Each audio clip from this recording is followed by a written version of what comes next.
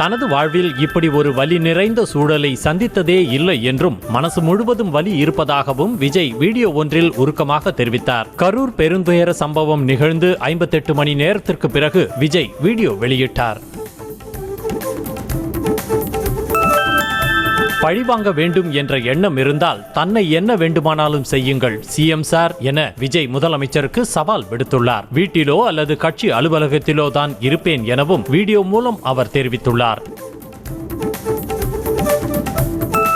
கரூர் பெருந்துயரம் தொடர்பாக மக்கள் அளித்த பேட்டிகளை பார்த்தபோது கடவுளே நேரில் வந்து உண்மையை சொல்வது போல் இருந்ததாக தாம் வெளியிட்டுள்ள வீடியோவில் விஜய் தெரிவித்தார். விரைவில் அனைத்து உண்மைகளும் வெளியில் வரும் எனவும் அவர் நம்பிக்கை தெரிவித்தார். பதற்றமான சூழலை தவிர்க்கும் பொருட்டுதான் துயரச் சம்பவம் நடந்த நாளன்று கரூர் செல்லவில்லை என தவேக தலைவர் விஜய் விளக்கம் அளித்தார். கரூர் செல்ல முயற்சி செய்திருந்தால் அதை காரணம் காட்டி வேறு சில அசம்பாவிதங்கள் ஏற்பட்டுவிடக் கூடாது என்பதற்காகவே தவிர்த்ததாகவும் அவர் கூறினார். கூடிய விரைவில் மக்களை சந்திக்க உள்ளதாக தவேக தலைவர் விஜய் அறிவித்துள்ளார். தங்களின் நிலையை புரிந்து கொண்ட அரசியல் தலைவர்கள் மக்களுக்கு நன்றி என வீடியோ வெளியிட்டுள்ளார்.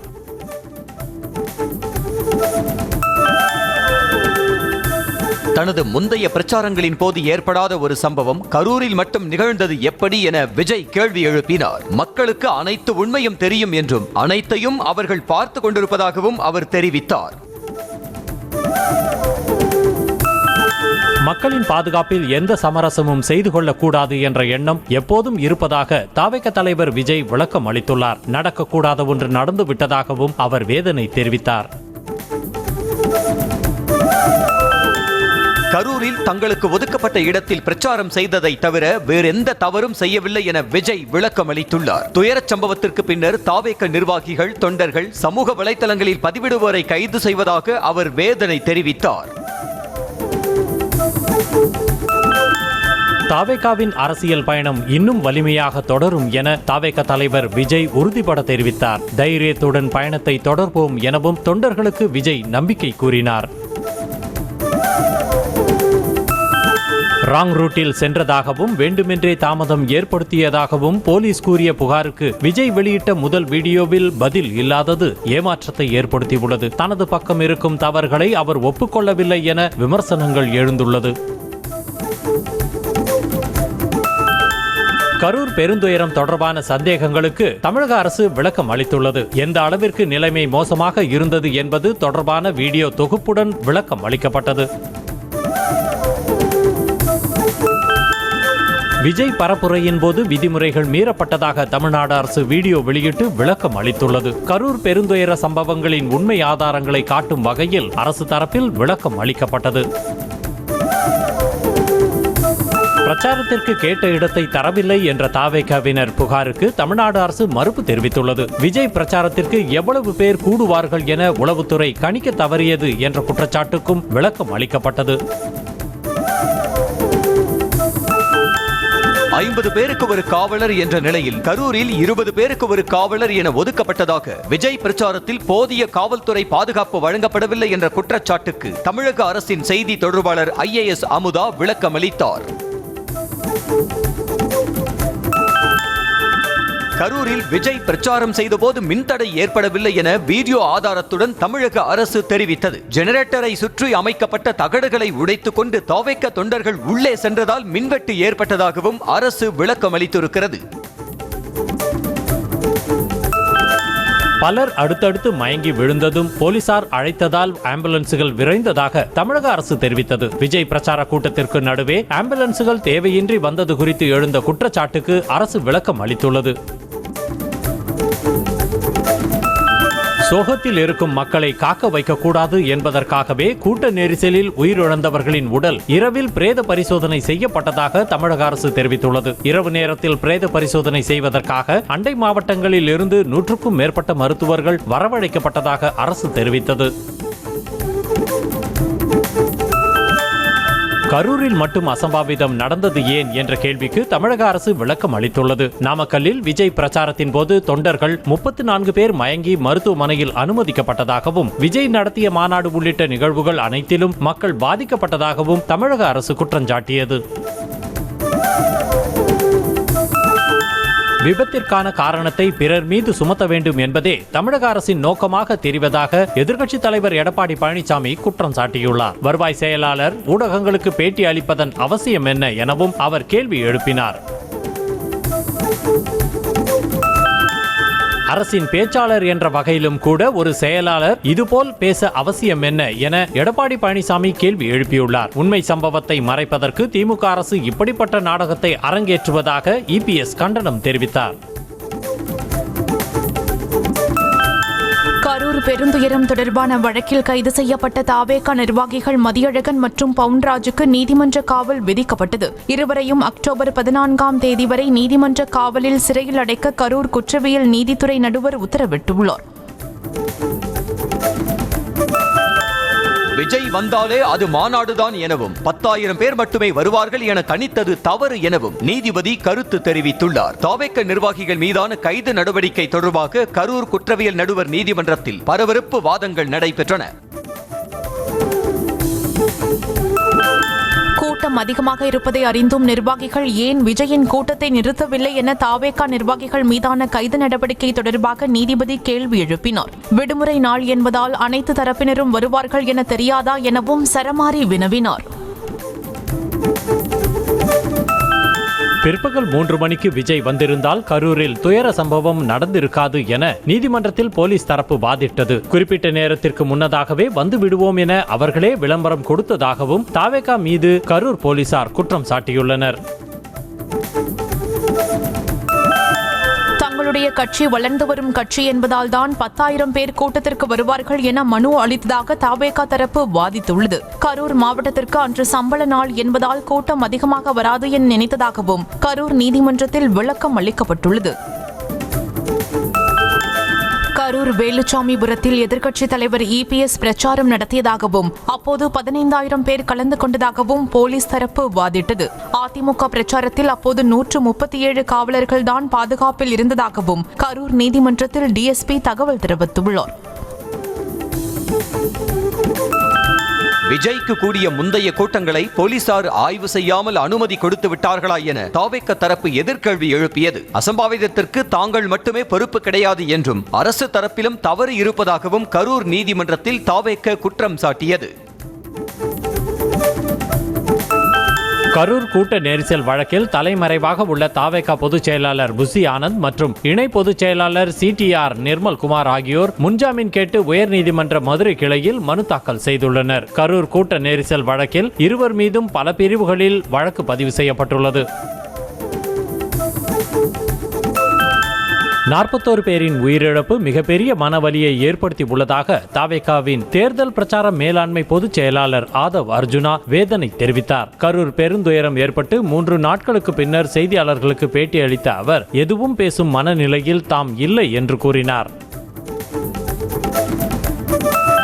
கரூர் துயரச் சம்பவம் குறித்து பாஜக எம்பியும் நடிகையுமான ஹேமமாலினி தலைமையிலான தேசிய ஜனநாயக கூட்டணியின் எம்பிக்கள் குழு சம்பவ இடத்தில் ஆய்வு நடத்தியது. கூட்ட நெரிசலில் காயமடைந்து கரூர் மருத்துவமனையில் சிகிச்சை பெறுபவர்களையும் அவர்கள் நலம் விசாரித்தனர்.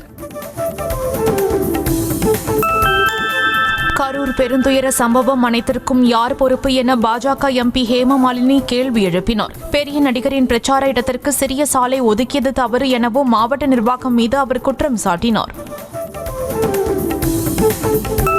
ஆயிரக்கணக்கான மக்கள் கூடிய போது மாவட்ட நிர்வாகமும் காவல்துறையும் எடுத்த நடவடிக்கைகள் என்ன என கரூருக்கு வந்த பாஜக எம்பி அனுராக் தாக்கூர் அடுக்கடுக்கான கேள்விகளை எழுப்பினார். கூட்டத்தை ஏற்பாடு செய்தவர்கள் தண்ணீர் பாட்டில்களை வீசலாமா எனவும் விளாசினார். கரூர் பெருந்துயர சம்பவத்தை நியாயமாகவும் சுதந்திரமாகவும் விசாரிக்க உச்சநீதிமன்ற நீதிபதி தலைமையில் குழு அமைக்க பாஜக எம்பி அனுராக் தாக்கூர் வலியுறுத்தியுள்ளார். மத்திய அமைச்சரும் பாஜக தேசிய தலைவருமான ஜே.பி. நட்டாவிடம் இந்த வார இறுதிக்குள் குழுவின் அறிக்கை சமர்ப்பிக்கப்படும் என அனுராக் தாக்கூர் தெரிவித்தார்.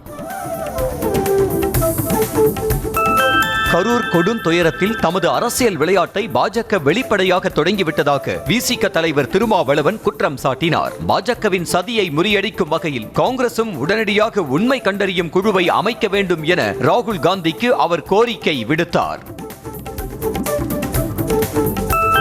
கரூரில் கூட்ட நெரிசல் ஏற்பட்டு துயரச் சம்பவம் நிகழ்ந்த இடத்தை காங்கிரஸ் கட்சி குழு நேரில் ஆய்வு செய்தது. டெல்லியிலிருந்து கரூர் வந்த காங்கிரஸ் தேசிய பொதுச் செயலாளர் KC வேணுகோபால், தமிழக காங்கிரஸ் கமிட்டி தலைவர் செல்வ பெருந்தகை மற்றும் சில எம்பிக்களுடன் சென்று நிகழ்விடத்தை பார்வையிட்டு நடந்தவை குறித்து கரூர் MP ஜோதிமணியிடம் கேட்டறிந்தார். கரூர் கூட்ட நெரிசலில் சிக்கி மக்கள் இறந்து கொண்டிருந்த போது ஆறுதல் கூட சொல்லாமல் தனது உயிர்தான் முக்கியம் என ஓடிய ஒரு தலைவரை இதுவரை பார்த்ததில்லை என திமுக துணை பொதுச் செயலாளர் கனிமொழி நடிகர் விஜயை கடுமையாக சாடினார். கட்சி தலைவர் இல்லை என்றாலும் அடுத்த கட்ட தலைவர்களை அனுப்பியிருக்க வேண்டும் என்றும் அவர் கூறினார். கரூரில் கூட்ட நெரிசலில் சிக்கி பலரும் உயிரிழக்க முழு காரணம் தமிழக வெற்றி கழகம்தான் என மதிமுக பொதுச் செயலாளர் வைகோ குற்றம் சாட்டினார். சென்னை தாயகத்தில் செய்தியாளர்களை சந்தித்த அவர் திமுக மீது வேண்டுமென்றே இட்டுக்கட்டி அவதூறு பரப்பி வருவதாகவும் புகார் கூறினார். அன்புமணியைப் போல உணர்ச்சியற்றவர் இருக்கும் காலத்தில்தான் மக்கள் நலம் சார்ந்து எந்தவித எதிர்பார்ப்பும் இல்லாமல் தாங்களும் இருப்பதாக அமைச்சர் அன்பில் மகேஷ் பதில் அளித்துள்ளார். திருச்சியில் செய்தியாளர்களை சந்தித்த அவர் குழந்தைகள் உயிரிழந்து கிடந்ததை பார்த்துதான் கண்கலங்கியதாக தெரிவித்தார். தவைக்கவின் தேர்தல் பிரச்சார மேலாண்மை பொதுச் செயலாளர் ஆதவ் அர்ஜுனா மீது வழக்கு பதிவு செய்யப்பட்டுள்ளது. நேபாளம், இலங்கை போல் தமிழகத்திலும் இளைஞர் புரட்சி வெடிக்கும் என தவைக்க நிர்வாகி ஆதவ் அர்ஜுனா எக்ஸ் தளத்தில் பதிவிட்டு நீக்கிய நிலையில் தற்போது போலீசார் வழக்கு பதிவு செய்துள்ளனர். கரூர் சம்பவம் குறித்து இன்ஸ்டாகிராமில் வதந்தி பதிவுகளை பதிவிட்டதாக மாயனூர் மற்றும் திருப்பராய்த்துறை சுங்கச்சாவடியில் மேலாளராக பணிபுரியும் அலெக்ஸ் பாண்டியன் என்பவரை போலீசார் கைது செய்தனர். பொது அமைதிக்கு பங்கம் வரும் வகையில் அலெக்ஸ் பாண்டியன் பதிவிட்டதாக மாயனூர் போலீசார் வழக்கு பதிவு செய்தனர். கரூர் சம்பவம் குறித்து வதந்தி பரப்பியதாக யூடியூப் சேனல் உரிமையாளர் ஃபெலிக்ஸ் ஜெரால்ட் என்பவர் கைது செய்யப்பட்டார். கரூர் சம்பவம் தொடர்பாக சமூக ஊடகங்களில் பொய் செய்திகளை பதிவிட்டு பொது அமைதிக்கு கேடு விளைவிக்கும் வகையில் செயல்பட்டதாக 25 யூடியூபர்கள் மீது வழக்கு பதிவு செய்து ஏற்கனவே 3 பேர் கைது செய்யப்பட்டனர். சென்னை தீநகர் உஸ்மான் சாலை மற்றும் CIT நகர் சாலையை இணைக்கும் வகையில் 164 கோடியே 92 லட்சம் ரூபாய் மதிப்பீட்டில் கட்டப்பட்டுள்ள மேம்பாலத்தை முதலமைச்சர் மு க ஸ்டாலின் திறந்து வைத்தார். இதனைத் தொடர்ந்து அவர் பாலத்தில் நடந்து சென்று ஆய்வு மேற்கொண்டார். ஆயுத பூஜை மற்றும் விஜயதசமி விழாவையொட்டி அதிமுக பொதுச் செயலாளர் எடப்பாடி பழனிசாமி வாழ்த்து தெரிவித்துள்ளார். ஆயுத பூஜை திருநாளையும் கலைமகளையும் மலைமகளையும் போற்றி வழிபடும் விஜயதசமி திருநாளையும் தமிழக மக்கள் கொண்டாடி மகிழ வாழ்த்துக்களை தெரிவித்துள்ளார். திருவண்ணாமலையில் இளம் பெண்ணை அவரது சகோதரி முன்னிலையில் காவலர்கள் பாலியல் வன்கொடுமை செய்ததாக அதிர்ச்சியூட்டும் புகார் எழுந்திருக்கிறது. இது தொடர்பாக நகர கிழக்கு காவல் நிலைய காவலர்கள் சுரேஷ் ராஜ் மற்றும் சுந்தர் ஆகியோரிடம் ரகசிய இடத்தில் உயர் அதிகாரிகள் விசாரணை மேற்கொண்டு வருகின்றனர். திருவண்ணாமலை ஏந்தல் புறவழிச்சாலை தோப்பு பகுதியில் இளம்பெண்ணை அவரது சகோதரியின் கண்முன்னே காவலர்கள் பாலியல் வன்கொடுமை செய்ததாக வரும் செய்தி மிகுந்த அதிர்ச்சி அளிப்பதாக அதிமுக பொதுச் செயலாளர் எடப்பாடி பழனிசாமி தெரிவித்துள்ளார். காவலர்களே பெண்ணுக்கு கொடுமை செய்த இந்த வெட்கக்கேடான நிலைக்கு தலைகுனிய வேண்டும் என்று கண்டனம் தெரிவித்துள்ளார். திருவண்ணாமலையில் ஆந்திராவைச் சேர்ந்த இளம்பெண்ணை அவரது சகோதரியின் கண்முன்னே 2 காவலர்கள் பாலியல் வன்கொடுமை செய்த சம்பவத்திற்கு பாஜக முன்னாள் மாநில தலைவர் அண்ணாமலை கண்டனம் தெரிவித்துள்ளார். குற்றவாளிகளை பாதுகாக்கும் நோக்குடனே திமுக அரசு செயல்பட்டு வருவதாகவும் இதனால் தமிழக பெண்கள் வெளியே செல்வதற்கு அச்சப்படும் சூழல் உருவாகியிருப்பதாகவும் விமர்சித்துள்ளார். அரசு பணியாளர்களின் பதவி உயர்வில் மாற்றுத்திறனாளிகளுக்கு 4% இடஒதுக்கீடு வழங்க வேண்டும் என்று கோரிக்கை வைத்தது தொடர்பாக தமிழ்நாடு அரசு ஏற்கனவே உத்தரவிட்டிருக்கும் நிலையில் தற்போது அரசாணையை வெளியிட்டுள்ளது. 4 நிலைகளுக்கேற்ப ABCD என்ற பிரிவில் 119 பதவிகள் மாற்றுத்திறனாளிகளுக்கு வழங்கப்படும் என தெரிவிக்கப்பட்டுள்ளது. கரூர் மாவட்டம் வேலுச்சாமிபுரத்தில் கடந்த 27ஆம் தேதி நடிகர் விஜயின் பிரச்சார கூட்டத்தில் நெரிசல் ஏற்பட்டு 41 பேர் உயிரிழந்த சம்பவம் நடந்து 4 நாட்களாகியும் அங்கும் சுற்றுவட்டார பகுதிகளிலும் கடைகள் திறக்கப்படாமல் உள்ளன. மேலும் அப்பகுதி முழுவதும் சிதறி கிடக்கும் காலணிகள், கட்சி கொடிகள் உள்ளிட்டவை அகற்றப்படாமல் உள்ளன. காரைக்காலில் உள்ள புதுச்சேரி பல்கலைக்கழகத்தில் மாணவிக்கு பாலியல் தொல்லை கொடுத்த பேராசிரியரை கைது செய்ய வலியுறுத்தி முற்றுகை போராட்டத்தில் ஈடுபட்ட காங்கிரஸ் கட்சியினர் கைது செய்யப்பட்டனர். புதுச்சேரி பல்கலைக்கழகத்தில் மாணவிகளுக்கு பேராசிரியர் ஒருவர் பாலியல் தொல்லை அளிப்பதாக மாணவி ஒருவர் சில நாட்களுக்கு முன்பு ஆடியோ வெளியிட்டார். தங்கத்தின் விலை புதிய உச்சத்தை தொட்டு வரும் நிலையில் தற்போது ஒரு சவரன் தங்கத்தின் விலை 87,000 நெருங்குகிறது. 22 கேரட் தங்கத்தின் விலை கிராமுக்கு 90 ரூபாய் உயர்ந்து 10,860 ரூபாய்க்கும், சவரனுக்கு 720 ரூபாய் உயர்ந்து 86,880 ரூபாய்க்கும் விற்பனை செய்யப்படுகிறது. வடக்கு அந்தமான் கடல் பகுதிகளில் வளிமண்டல மேலடுக்கு சுழற்சி நிலவுவதன் காரணமாக மத்திய வங்கக்கடல் பகுதிகளில் புதன்கிழமை அன்று காற்றழுத்த தாழ்வு பகுதி உருவாகக்கூடும் என சென்னை வானிலை மையம் கணித்துள்ளது. அது அக்டோபர் 2ஆம் தேதி காற்றழுத்த தாழ்வு மண்டலமாக வலுப்பெற வாய்ப்புள்ளதாக தெரிவிக்கப்பட்டுள்ளது. தமிழகத்தில் 10 கட்சிகளுக்கு தேர்தல் ஆணையம் நோட்டீஸ் அனுப்பியுள்ளது. இது தொடர்பான செய்திக்குறிப்பில் அனைத்திந்திய எம்ஜிஆர் மக்கள் முன்னேற்றக் கழகம், புதிய தமிழகம் உள்ளிட்ட 10 அரசியல் கட்சிகள் கடந்த 2021ஆம் ஆண்டு முதல் கணக்குகளை சமர்ப்பிக்காததால் அந்த கட்சிகளை பட்டியலிலிருந்து நீக்க இந்திய தேர்தல் ஆணையம் உத்தேசித்துள்ளதாக தெரிவிக்கப்பட்டுள்ளது. RSS இயக்கத்தின் நூற்றாண்டு விழாவில் பிரதமர் மோடி சிறப்பு விருந்தினராக கலந்து கொள்ள உள்ளதாக அறிவிப்பு வெளியாகியுள்ளது. டெல்லியில் உள்ள டாக்டர் அம்பேத்கர் சர்வதேச மையத்தில் அக்டோபர் 1ஆம் தேதியன்று இந்த நிகழ்ச்சி நடைபெறவுள்ளது. ஒடிஷாவில் உள்ள தனியார் நிறுவனங்களில் வேலை நேரத்தை 10 மணி நேரமாக அதிகரித்து இரவு பணிகளில் பெண்களை ஈடுபடுத்த அனுமதிக்கும் மசோதாவுக்கு மாநில அமைச்சரவை ஒப்புதல் அளித்திருக்கிறது. தொடர்ச்சியான 6 மணி நேர வேலைக்கு பிறகு ஊழியர்கள் குறைந்தது 30 நிமிடங்கள் ஓய்வெடுக்க உரிமை உண்டு எனவும் ஒடிஷா மாநில அரசு தெரிவித்திருக்கிறது. கோவாவில் விமானம் தாமதமானதால் பயணிகள் விமான நிலையத்திலேயே கர்பா நடனமாடி மகிழ்ந்தனர். குஜராத்தைச் சேர்ந்த மயூர் என்பவர் நவராத்திரி கொண்டாட்டத்திற்காக சொந்த ஊரான சூரத்திற்கு விமானத்தில் செல்ல முடிவெடுத்தார். ஆனால் விமானம் 5 மணி நேரம் தாமதமானதால் நவராத்திரி கொண்டாட்டத்தை எண்ணி வருத்தப்பட்ட மயூர் தனது சக பயணிகளை அழைத்து விமான நிலையத்திலேயே கர்பா நடனமாடி மகிழ்ந்தார். டெல்லியில் வெளுத்து வாங்கிய கனமழையால் ஜகிரா சுரங்கப்பாதையில் தண்ணீர் தேங்கியது. இதனால் பெரும் சிரமத்திற்குள்ளான வாகன ஓட்டிகள் தத்தளித்தபடியே வாகனங்களை ஓட்டி சென்றனர். டெல்லி மற்றும் தேசிய தலைநகர் பிரதேச பகுதிகளில் இடி மின்னலுடன் கூடிய பலத்த மழை பெய்தது. ராஜஸ்தானில் திருமணம் நடந்த இரவே புதுப்பெண் நகைகள் மற்றும் பணத்துடன் வீட்டை விட்டு ஓடிய சம்பவம் அரங்கேறியுள்ளது. கிஷன்கரில் நடந்த இச்சம்பவத்தை தொடர்ந்து மணமகன் வீட்டினர் அளித்த புகாரில் போலீசார் வழக்கு பதிவு செய்து மணமகள் மற்றும் திருமணத்தை ஏற்பாடு செய்த 2 லட்சம் ரூபாய் பணத்தை வசூலித்த புரோக்கரை தேடி வருகின்றனர். டெல்லியில் கல்லூரி மாணவிகளுக்கு பாலியல் தொல்லை தந்த ஆபாச சாமியாரை போலீசார் கைது செய்திருக்கும் நிலையில் அவரது வாட்ஸ்அப் சாட் லீலைகள் தொடர்பான ஸ்கிரீன்ஷாட் புகைப்படங்களையும் கைப்பற்றி போலீசார் விசாரணை நடத்தி வருகின்றனர். போலி சாமியார் சைதன்யானந்த சரஸ்வதி புகார் அளித்த மாணவிகளை மிரட்டியதோடு வாட்ஸ்அப் சாட்களை டெலீட் செய்யும்படி தொல்லை தந்ததும் விசாரணையில் தெரிய வந்திருக்கிறது. கர்நாடகா மாநிலம் பந்திப்பூர் நெடுஞ்சாலையில் ஆபத்தை உணராமல் காரின் மீது ஏறி நின்று கொண்டு பயணித்த நபர் செல்ஃபி ஸ்டிக் மூலம் வீடியோ எடுத்த காட்சி வெளியாகி அதிர்ச்சியை ஏற்படுத்தியுள்ளது. ஏராளமான வாகனங்கள் சென்று கொண்டிருந்த அச்சாலையில் காரின் மீது ஏறி பயணம் செய்த அந்த நபரின் வீடியோ வைரலாகியுள்ளது. விசா காலாவதியானதால் கர்நாடக மாநிலம் கோகர்னாவின் ராமதீர்த்தா வனப்பகுதியில் குகைக்குள் மறைந்து வசித்து வந்த ரஷ்ய பெண்ணும் 2 மகள்களும் சொந்த நாட்டுக்கு அனுப்பி வைக்கப்பட்டனர். ரஷ்ய பெண் நினா குட்டினா குழந்தைகளுடன் குகையில் வசிப்பதை கடந்த ஜூலை 12ஆம் தேதி கண்டுபிடித்த போலீசார் அவர்களை மீட்டு பாதுகாப்பான இடத்தில் தங்க வைத்தனர். மும்பையில் ஓடும் ரயிலில் சாகசம் செய்ததோடு பெண் பயணிகளை துன்புறுத்தியதாக இளைஞர் கைது செய்யப்பட்டுள்ளார். மும்பையில் உள்ள போரிவலி ரயில் நிலையத்திலிருந்து புறப்பட்ட புறநகர் மின்சார ரயிலில் பெண்கள் பெட்டியை ஒட்டியிருக்கும் சரக்கு பெட்டியில் பயணித்த நபர் பெண்கள் பெட்டியின் ஜன்னல் கம்பி வழியே பயணிகளை அச்சுறுத்தியபடி அத்துமீறினான். சரஸ்வதி பூஜை மற்றும் விஜயதசமி பண்டிகையை முன்னிட்டு மீன்களுக்கு உரிய விலை கிடைக்காததாலும் கடல் பகுதியில் பலத்த காற்று வீசக்கூடும் என்பதாலும் விசைப்படகு மீனவர்கள் கடலுக்கு மீன்பிடிக்க செல்லவில்லை. இதனால் தூத்துக்குடி விசைப்படகு மீன்பிடி துறைமுகத்தில் 280க்கும் மேற்பட்ட விசைப்படகுகள் நிறுத்தி வைக்கப்பட்டுள்ளன.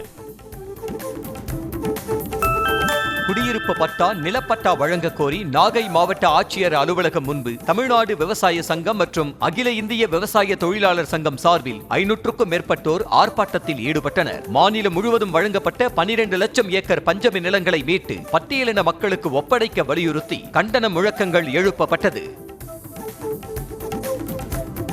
கோவை மாவட்டம் வால்பாறையில் குடியிருப்பு பகுதிக்குள் புகுந்த காட்டு யானையால் அப்பகுதி மக்கள் அச்சமடைந்துள்ளனர். குடியிருப்பில் புகுந்து வீட்டில் உள்ள கதவு ஜன்னல்களை உடைத்து பொருட்களை சேதப்படுத்தி வருவதாக புகார் தெரிவித்த மக்கள் யானையை வனப்பகுதிக்குள் விரட்ட வேண்டும் என கோரிக்கை விடுத்தனர்.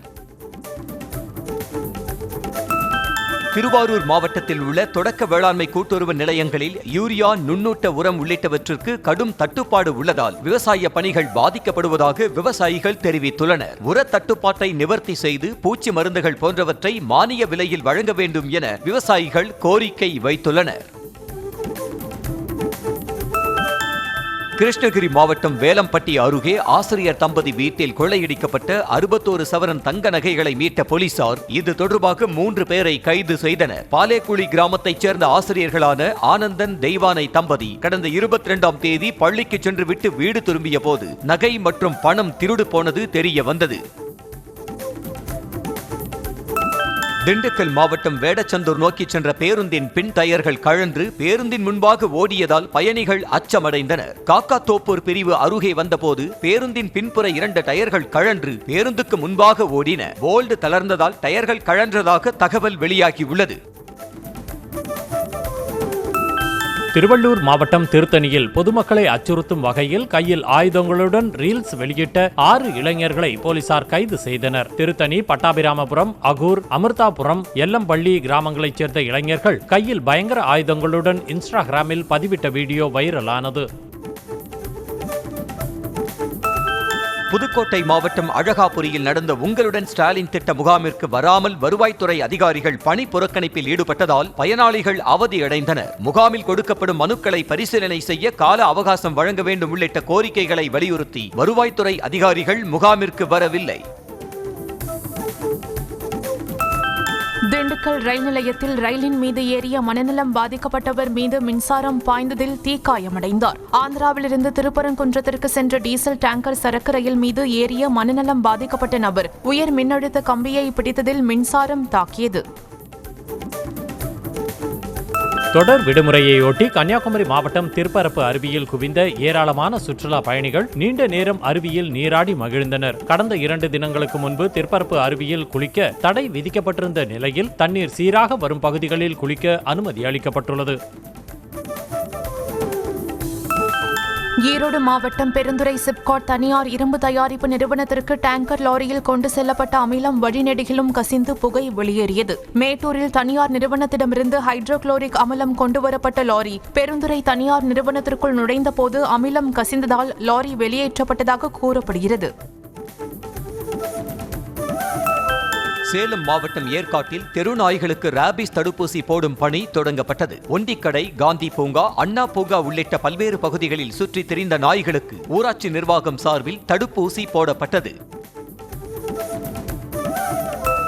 திருச்சியில் மாநகராட்சிக்கு வாடகை செலுத்தாத 81 கடைகளுக்கு அதிகாரிகள் சீல் வைத்தனர். மரக்கடை, மேல புலிவாடு சாலை, ராஜா பார்க் உள்ளிட்ட பகுதிகளில் உள்ள மாநகராட்சிக்கு சொந்தமான 81 கடைகள் கடந்த 2 ஆண்டுகள் முதல் 5 ஆண்டுகள் வரை 50 கோடி ரூபாய்க்கு மேல் வாடகை செலுத்தாமல் இருந்ததாக கூறப்படுகிறது.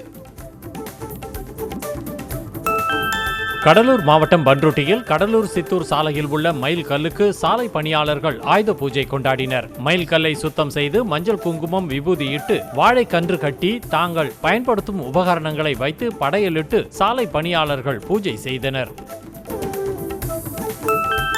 ராமநாதபுரம் மாவட்டம் ராமேஸ்வரம் சல்லிமலையில் புதிதாக திறக்கப்பட்ட ஆரம்ப சுகாதார நிலையத்தில் அடிப்படை வசதிகள் போதிய அளவு இல்லாமல் கர்ப்பிணிகள் அவதிக்குள்ளாகும் நிலை உள்ளது. வாரந்தோறும் செவ்வாய்க்கிழமை அன்று வழக்கமான பரிசோதனைக்காக வரும் கர்ப்பிணிகள் இருக்கை வசதி இல்லாததால் தரையில் அமர்கின்றனர். திருப்பத்தூர் மாவட்டம் தும்பேரி அருகே முகாமிட்டுள்ள யானைகள் வாழை, தென்னை மரங்கள் மற்றும் தண்ணீர் பைப்புகளை சேதப்படுத்தின. வாணியம்பாடி சரகத்திற்கு உட்பட்ட பகுதிகளில் முகாமிட்டுள்ள யானைகள் கடந்த 2 நாட்களாக அண்ணாநகர் பகுதியில் விவசாயிகள் முருகேசன், கோவிந்தராஜ் ஆகியோரின் தோட்டங்களில் புகுந்து வாழை, தென்னை மரங்களை சேதப்படுத்தின.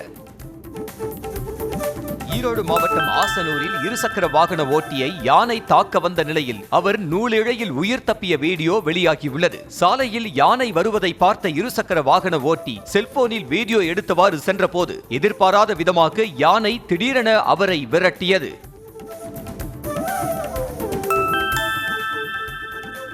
சென்னை ஆவடியை அடுத்த அண்ணனூர் ரயில் நிலையத்தில் நின்று புறப்பட்ட ரயிலில் படிக்கட்டில் நின்றபடியும் ஜன்னல்கள் மேல் ஏறிக்கொண்டும் அரசு தொழிற்பயிற்சி நிலைய மாணவர்கள் ஆபத்தான முறையில் பயணம் செய்த வீடியோ வெளியாகியுள்ளது. திருவள்ளூர் ரூட்டுக்கு ஜே, அம்பத்தூர் ஐடிஐக்கு ஜே என மாணவர்கள் கோஷங்களை எழுப்பியபடி ரயிலில் தொங்கிக் கொண்டு சென்றனர்.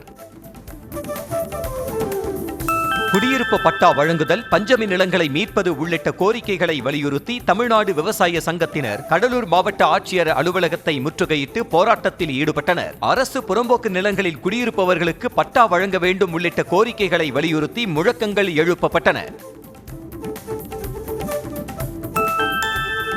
ஆயுத பூசை, விஜயதசமி பண்டிகைகள் கொண்டாடப்பட உள்ளதை அடுத்து சென்னை கோயம்பேட்டில் பூக்கள், பழங்கள் உட்பட பூசை பொருட்களின் விற்பனை களை கட்டியது. மல்லிகை கிலோ 1000 ரூபாய்க்கும், முல்லை கிலோ 800 ரூபாய்க்கும், செண்டு சாமந்தி கிலோ 200 ரூபாய்க்கும் விற்பனையானது. பட்டா வழங்க தாமதம் செய்வதை கண்டித்து தேனி மாவட்ட ஆட்சியர் அலுவலகம் முன்பு போராட்டம் நடத்திய கிராம மக்கள் காவல்துறையினரின் தடையையும் மீறி திடீரென ஆட்சியர் அலுவலகத்திற்குள் நுழைந்தனர். அல்லி நகரம், சமதர்மபுரம், பழனிச்செட்டிப்பட்டி உள்ளிட்ட பகுதிகளில் 60 ஆண்டுகளுக்கு மேலாக வசிப்பவர்களுக்கு பட்டா வழங்க கோரி போராட்டம் நடைபெற்றது. லண்டன் டாவிஸ்டாக் சதுக்கத்தில் உள்ள மகாத்மா காந்தியின் சிலை அவமரியாதை செய்யப்பட்டதற்கு கடும் கண்டனம் தெரிவித்த இந்திய தூதரகம் சமூக விரோத கும்பலை உடனடியாக கைது செய்ய வலியுறுத்தியுள்ளது. அங்கு அக்டோபர் 2ஆம் தேதி ஆண்டுதோறும் காந்தி ஜெயந்தி கொண்டாடப்பட்டு வரும் நிலையில் தற்போது சிலையை மர்ம நபர்கள் சேதப்படுத்தியுள்ளனர். தனது காசா அமைதி திட்டத்திற்கு இஸ்ரேல் பிரதமர் நெதன்யாகு ஒப்புதல் அளித்திருப்பதாக அமெரிக்க அதிபர் ட்ரம்ப் தெரிவித்துள்ளார். பாலஸ்தீனத்திற்கு எதிரான போர் நிறுத்தம், இஸ்ரேல் படைகள் வாபஸ், பிணை கைதிகள் விடுவிப்பு உள்ளிட்டவை அடங்கிய காசா போர் நிறுத்தத்திற்கான 20 நிபந்தனைகள் அடங்கிய விரிவான திட்டத்தை ட்ரம்ப் வகுத்துள்ளார். காசா போரை முடிவுக்கு கொண்டுவர அமெரிக்க அதிபர் ட்ரம்ப் மேற்கொண்ட நடவடிக்கைக்கு பிரதமர் மோடி வரவேற்பு தெரிவித்துள்ளார். ட்ரம்பின் திட்டம் பாலஸ்தீனம் மற்றும் இஸ்ரேலிய மக்களுக்கும் மேற்காசிய பிராந்தியத்திற்கும் நீண்டகால நிலையான அமைதி, பாதுகாப்பு மற்றும் வளர்ச்சிக்கு ஒரு சாத்தியமான பாதையை வழங்கும் என மோடி எக்ஸ் தளத்தில் பதிவிட்டுள்ளார். அமெரிக்கா முன்மொழிந்த காசா அமைதி ஒப்பந்தம் தொடர்பான திட்டத்தின் நகல் தங்களுக்கு இதுவரை வந்து சேரவில்லை என ஹமாஸ் விளக்கமளித்துள்ளது. திங்கட்கிழமையன்று ட்ரம்ப் அறிவித்த காசா அமைதி திட்டத்தை இஸ்ரேல் பிரதமர் ஏற்றுக்கொண்டதாக கூறிய நிலையில் ஹமாஸும் ஏற்றுக்கொள்ள வேண்டும் என ட்ரம்ப் வலியுறுத்தியுள்ளார். இத்தாலி பிரதமர் ஜார்ஜியா மெலோனியின் சுயசரிதைக்கு பிரதமர் நரேந்திர மோடி முன்னுரை எழுதியுள்ளார். பிரதமர் மெலோனியின் வாழ்க்கையில் அரசியல் அதிகாரத்தை விட பொது சேவை, இத்தாலியர்கள் மீதான அர்ப்பணிப்பே முதன்மையாக இருந்து வருவதாக கூறியுள்ள பிரதமர் இது வெறும் சுயசரிதை மட்டுமல்ல, மெலோனியின் மன் கி பாத் என புகழாரம் சூட்டியுள்ளார். தனது யூடியூப் கணக்கு இடைநிறுத்தப்பட்டது தொடர்பாக அதிபர் ட்ரம்ப் தொடர்ந்த வழக்கில் கூகுளின் யூடியூப் நிறுவனம் $2.45 கோடி அவருக்கு இழப்பீடாக வழங்க உள்ளது. 2021ஆம் தேர்தலின் போது ட்ரம்ப் யூடியூப் விதிகளை மீறி அவரது பக்கத்தில் தேர்தல் தொடர்பாக தவறான தகவல்களை வெளியிட்டதாக கூறி அவரது கணக்கு முடக்கப்பட்டது. இந்தோனேஷியாவின் கிழக்கு ஜாவா மாகாணத்தில் பள்ளி கட்டடம் இடிந்து விழுந்ததில் மாயமான 38 பேரை மீட்பு படையினர் தேடி வருகின்றனர். திங்கட்கிழமை மதியம் கட்டடத்தின் 4வது மாடியில் கட்டுமான பணிகள் நடந்து கொண்டிருந்த நிலையில் பாரம் தாங்காமல் இந்த கோர விபத்து ஏற்பட்டது. பாகிஸ்தானின் குவெட்டா FC தலைமையகத்திற்கு அருகே நடந்த குண்டுவெடிப்பில் 5 பேர் உயிரிழந்த நிலையில் 19 பேர் காயமடைந்தனர். மாடல் டவுன் பகுதியில் நடந்த இந்த குண்டுவெடிப்பில் வீடுகள் மற்றும் வணிக கட்டடங்களின் ஜன்னல்கள் உடைந்து சிதறின. சிறிது நேரத்திலேயே துப்பாக்கிச் சூடும் நடத்தப்பட்டதால் பொதுமக்கள் அச்சமடைந்தனர். இசையமைப்பாளர் ஜி.வி. பிரகாஷ் மற்றும் பாடகி சைந்தவிக்கு பரஸ்பரம் விவாகரத்து வழங்கி சென்னை குடும்ப நல நீதிமன்றம் தீர்ப்பு வழங்கியுள்ளது. முன்னதாக விவாகரத்து தொடர்பாக முடிவெடுக்க வழங்கப்பட்ட 6 மாத கால அவகாசம் முடிந்து நீதிமன்றத்தில் ஆஜரான இருவரும் சேர்ந்து வாழ விருப்பமில்லை என தெரிவித்திருந்தனர். வாழ்நாள் சாதனைக்காக தாதா சாஹேப் பால்கே விருது பெற்ற நடிகர் மோகன்லாலை கௌரவிக்கும் விதமாக வரும் 4ஆம் தேதி கேரள அரசு சார்பில் பாராட்டு விழா நடைபெற உள்ளது. லால் சலாம் என்ற தலைப்பில் நடைபெறும் பாராட்டு விழாவில் அமைச்சர்கள், முன்னணி நடிகர்கள், மோகன்லாலுடன் பணியாற்றிய நடிகைகள் மற்றும் பாடகர்கள் உள்ளிட்டோர் பங்கேற்க உள்ளனர். சட்டவிரோத ஆன்லைன் சூதாட்ட செயலிகளை ஊக்குவிக்கும் விளம்பரங்களில் நடித்ததற்கு எதிராக எழுந்த புகாரில் நடிகை ஊர்வசி ரவுட்டேலா டெல்லி அமலாக்கத்துறை அலுவலகத்தில் ஆஜரானார். பணம் செலுத்தி விளையாடும் ஆன்லைன் விளையாட்டுகளை மத்திய அரசு தடை செய்த நிலையில் ஆன்லைன் சூதாட்ட செயலி வழக்கு தொடர்பாக நடிகர்கள், கிரிக்கெட் வீரர்கள் உள்ளிட்ட 29 பிரபலங்களுக்கு இடி சம்மன் அனுப்பியது. தேவாரா 2 திரைப்படத்தில் புது என்ட்ரியாக தமிழ் பிரபலம் ஒருவரை இயக்குனர் கொரட்டால சிவா இணைக்க இருப்பதாக தகவல் வெளியாகியுள்ளது. அந்த கேரக்டரில் நடிகர் சிலம்பரசனை களமிறக்க பேச்சுவார்த்தை நடத்தப்பட்டு வருவதாகவும் கூறப்படுகிறது. தேவாரா 2ஆம் பாகத்திற்கு வலு சேர்க்கும் வகையில் கதையில் பல முக்கிய மாற்றங்களை செய்திருப்பதாகவும் தெரிவிக்கப்பட்டுள்ளது.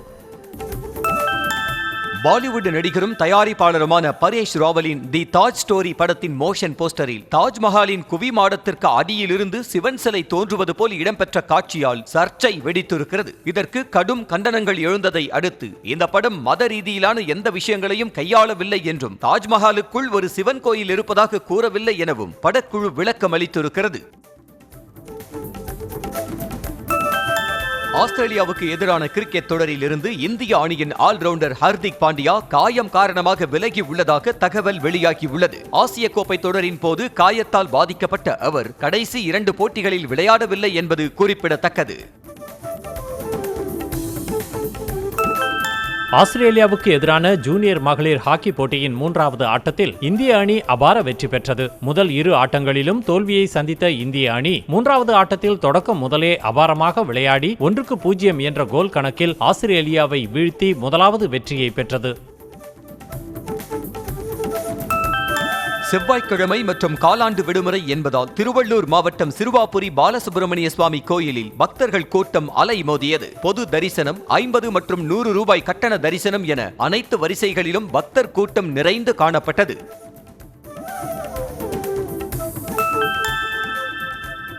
ஜோஹோ நிறுவனத்தின் அரட்டை செயலியை இன்றைய வாட்ஸ்அப் செயலி போல் அல்லாமல் மேம்பட்டதாக மாற்றுவதை இலக்காக கொண்டிருப்பதாக அதன் நிறுவனர் ஸ்ரீதர் வேம்பு தெரிவித்துள்ளார். மேலும் அரட்டை செயலி UPI மற்றும் மின்னஞ்சல் போல சிறப்பாக இயங்கக்கூடியதாக இருக்க வேண்டும் என்பதற்காக ஐஸ்பிரிட் குழுவை சேர்ந்த சரத் சர்மாவுடன் பேசி வருவதாகவும் அவர் கூறியுள்ளார். OpenAI நிறுவனம் டிக்டாக் போன்ற செயலியை உருவாக்கி வருவதாக தகவல் வெளியாகியுள்ளது. இதில் பதிவிடப்படும் வீடியோக்கள் AI-ஆல் தயாரிக்கப்படும் என்ற தகவல் வெளியாகியுள்ளது. இதில் பயனாளிகள் தங்கள் கேமராவில் எடுக்கப்படும் வீடியோக்களை பதிவேற்றம் செய்ய முடியாது என கூறப்பட்டுள்ளது.